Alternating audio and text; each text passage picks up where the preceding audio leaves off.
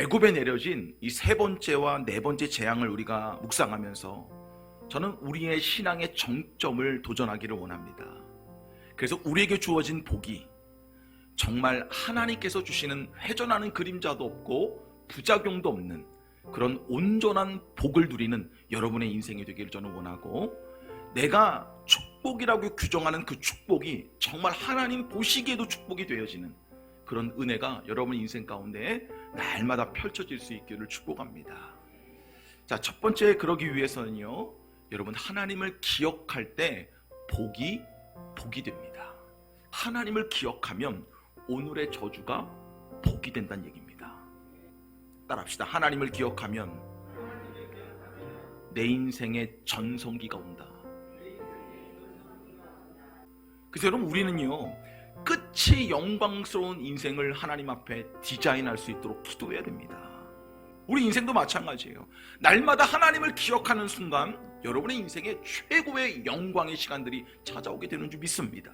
하나님을 기억해내면 그때부터 내 인생의 신앙의 정점이 찾아오게 되어지고 하나님의 축복이 정말 축복이 되어지는 영광을 만나게 된다는 얘기입니다. 저는 여러분의 인생의 전성기를 만나는 하나님의 놀라운 은혜가 펼쳐질 수 있기를 축복합니다. 여러분의 평생에 날마다 모든 순간마다 하나님을 기억해내는 은혜가 있기를 축복합니다. 그렇게 여러분의 인생 가운데에 신앙의 정점을 만나고 신앙의 전성기가 시작되어지는 놀라운 주님의 은혜가 강같이 흘러넘치는 우리들의 삶, 우리들의 가정, 직장, 사업장이 될 수 있기를 간절히 축복합니다. 두 번째 메시지는요, 하나님을 인정하고 예배하는 거예요. 그래서 하나님 백성의 특징은 뭐냐면 하나님을 인정하는 데서 그치지 않아요. 하나님을 예배하는 자가 하나님의 백성입니다. 그래서 이제부터는 성경에 계속 중요하게 우리에게 도전하는 단어가 뭐냐면 거룩이라는 단어예요. 구별됨이라는 단어입니다. 구별됨이에요. 구별됨은 뭐에서부터 시작되느냐? 예배를 기준으로 시작되는 겁니다. 하나님께서 하나님의 백성을 부르실 때는 예배로 부르시는 겁니다. 인정하는 데서 그치는 것이 아니라 결국 하나님의 백성은 예배함으로 구별되는 거예요. 죽어가는 사람을 살리는 사람을 찾는 것도 아니에요. 하나님은 예배하는 자를 찾으시는 겁니다. 예배는 하나님께 나아가는 겁니다. 하나님께 가까이 가는 거예요. 그래서 그 가까이 함과 동시에 내 삶이 주님과 날마다 보폭을 맞추며 동행하는 삶, 이게 예배자의 삶인 줄 믿습니다. 하나님께 가까이 가야만 하나님을 볼 수 있는 거예요.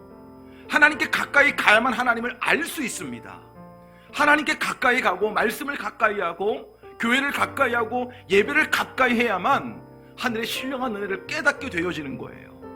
예배함을 통해서 주님께 가까이 나아갈 때부터 내 인생이 보이기 시작하고 내 인생이 해석되기 시작하고 내 삶을 향한 하나님의 구체적인 인도하심을 깨닫게 되는 줄 믿습니다. 그러나 하나님의 백성은 하나님의 하나님 되심을 인정할 뿐만 아니라 예배하는 자들이라는 사실을 기억하기를 축복합니다. 여러분의 모든 삶이 하나님을 인정하십시오.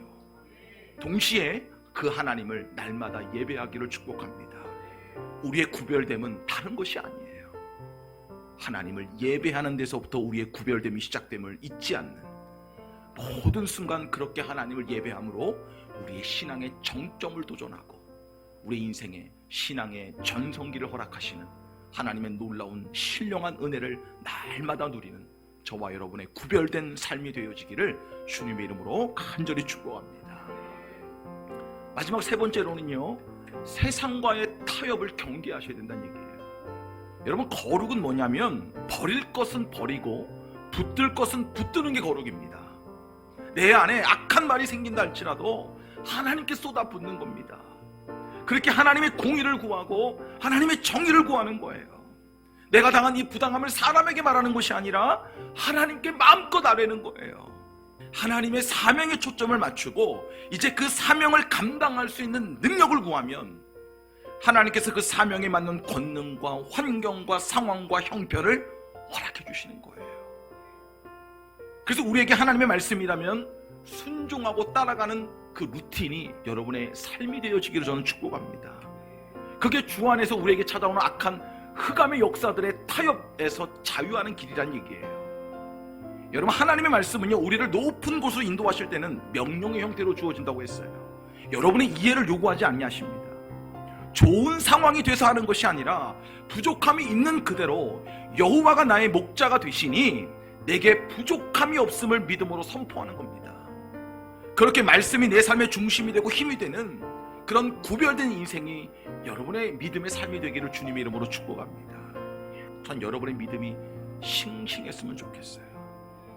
우리의 겉사람은 낡아지는 것이 분명하지만 우리의 속사람은 날마다 젊어지고 마치 모세의 마지막 40년과 같이 여러분의 인생의 마지막에 신앙의 아름다운 꽃이 피어지기를 축복합니다. 언제요? 하나님을 인정하고 예배할 때.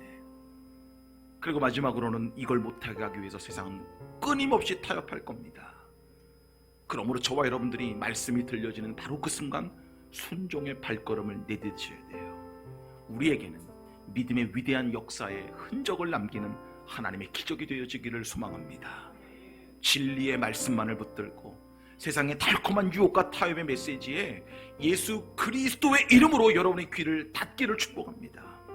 그래서 마침내 이 흉년의 때에 우리에게 풍년을 허락하시는 하나님의 은혜와 복을 누리며 살아가는 저와 여러분의 신앙의 정점이 되어지기를 주님의 이름으로 간절히 축원합니다.